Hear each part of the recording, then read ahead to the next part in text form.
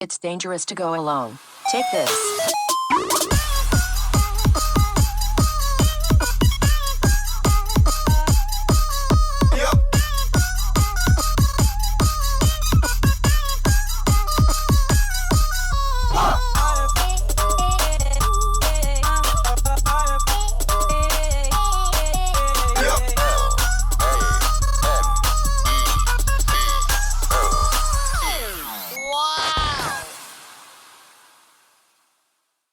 And welcome to the Realm of Geekdom. This is Nerd Breaking News. We are on site.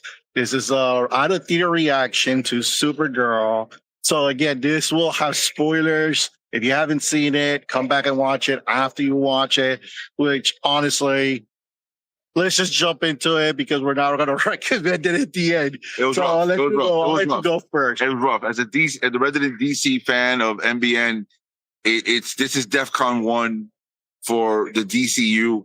The critics, all this stuff, all those shills and everything. Nothing can stop this movie. Unfortunately, here's the problem. The script is so bad by the first-time writer. She did a short film, but this is her big first motion picture film. Theater, yeah. Anna something, I forgot her last name.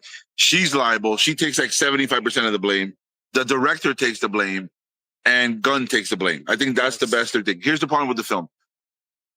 The writing, you're only as good as the villain. Krem is trashy. If you read The Woman of Tomorrow, he's amazing in that. He's horrible here. How do we feel about Carol? I like Millie Alcock as Supergirl, but she wasn't enough to make the story well. Ruthie was whatever. David Cornshaw is still the GOAT. I love that man. Mm-hmm. But again, going back to the story, the problem for me is there was a lot of convenience with Kara and fighting Krem's boys. There was a lot of poison. There was a lot of, man, Kara could actually end this movie in 5 minutes. And then something happens where it doesn't go as long as it should. The last act is CGI, typical superhero film. You could say it was very typical of Guardians of the Galaxy in this situation. She can't escape the Star-Lord thing with the rope. The music, it's just she can't escape it, and that's I don't know if that's Gunn, I don't know if that's Craig, Craig the director. I feel like this is probably Gunn's influence in there. So, because quite honestly, that you can still feel the same energy of Guardians of the Galaxy and everything.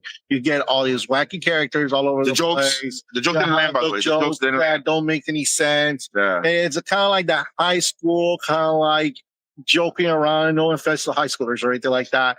Because like what we saw was really bad, honestly. So here's the thing: like it's not a streaming movie. This is one of these movies that, and I'm a DC fan. We didn't come to this movie hating it. We didn't come to this movie saying we're gonna trash the DCU. We're not Snyder fans. We want this to be successful. But the reason why I say it's DEFCON 1 is because you can't have another reboot. Paramount's about to take over. Yes, James Gunn has Man of Tomorrow, and that movie better be 800 minimum, and the script better be good, and Corner Sweat better be good, and all that stuff. Because Superman, we gave it a mid or C-ish, right? Yeah, we were around that area. This is a D. This is lower than Superman. Yes. Anybody online, and I've seen a lot of comments or shilling. Even the shows actually kind of went mid on this film. So, do we recommend it? No. The story, I think, for me, I'll let you go now. The story for me ruined it, because it just didn't go anywhere. And if you're a fan of the graphic novel, I don't know, and it hurts me because I love the graphic novel. I don't know why you chose this one, and it feels like, I know the Gunn didn't write it, and I know Gunn didn't direct it, but it feels like, oh man, I really like this graphic novel. Why don't you direct it? Why don't you do this one? So the way it feels to me in the film and throughout, it's that they had chunks of ideas of what they wanted to do in this film, but they couldn't figure out how to truly transition it. And you could tell this was heavily edited. Oh, missing some stuff. It feels like it was missing a lot. Things that could have probably add more depth into the film and probably would have done a better job. What did you mean by the lack of character development? So the character development, we pretty much start with Supergirl being Supergirl at the end the same way. She's still kind of doing the same thing. She really didn't develop.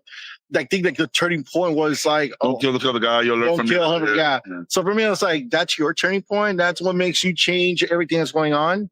I don't know. It feels a little weird. And then this girl, Ruth, what does she really do in the film? Instead of saving her twice, conveniently. Because let's be real, there was one where she was in the outside of that spaceship. How did she not die? Yeah, I forgot about that. She was outside the spaceship and somehow was able to land at that planet. TK made a point of you don't feel any impending doom for Kara. And again, a huge difference. I got to, we talked about this afterwards. Yes, is that in the graphic novel, the red sun is very prevalent, and here it's not. They go to the green, they go to yellow, and it's not a yellow that is convenient to help Kara.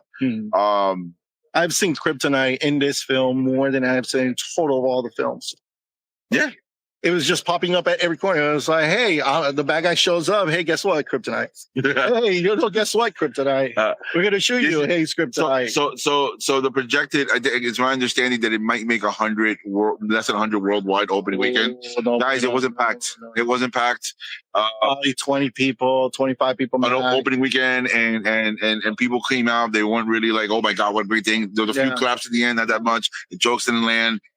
Again, let's go over real quickly. Millie Alcock, she did her job. The script was trash. I think all of them did really well with what they were given. Lobo, what do you think about Lobo? So me personally, you could replace him with anybody. Okay. I thought he was all right. I thought because the movie was trash, he actually was a positive. Because the movie was trash. You see, David Cornsweet, he's the GOAT Superman. I love that man. He's the greatest ever. Millie Alcock, she's in Men of Tomorrow. Yeah, and she's another one. She did Man of Tomorrow. Again, DC fans. James Gunn is on the hook. He's on the hot seat. His contract has yet to be renewed by Paramount. Men of Tomorrow better make money. Men of Tomorrow better be a good script. Everything rides on Men of Tomorrow after this. Because right now, you're mid, you're trash. And now you're losing a lot of people who are going to probably not give a chance for the next film. So the casuals, because the Snyder fans are going to be hating on this. Yeah, but the casuals, I mean, you losing them too. Yeah, this is that bad, unfortunately. Yeah, we don't recommend it. It's a D for me. Yeah. I will put it at a D as well. Yeah, disappointing, very disappointing. And what's the future of DCU? Man of Tomorrow. Everything now rides on the pressure of James Gunn. Exactly. All right, guys. So thank you for tuning in. Let us know what you thought of the film. If you already saw it, if you're watching this, I hope you saw it already. Yeah. So if you spend your money, you might as well just throw a comment over here. Tell us your point of view. Maybe you say something that we didn't catch, and we might bring it up later on. Yeah, and guys, we're trying to be positive, but objectively, it was a bad film. Correct. Well, keep your fandom alive and your warp drive engaged. Until next time, fellow nerds, this is Nerd Breaking News.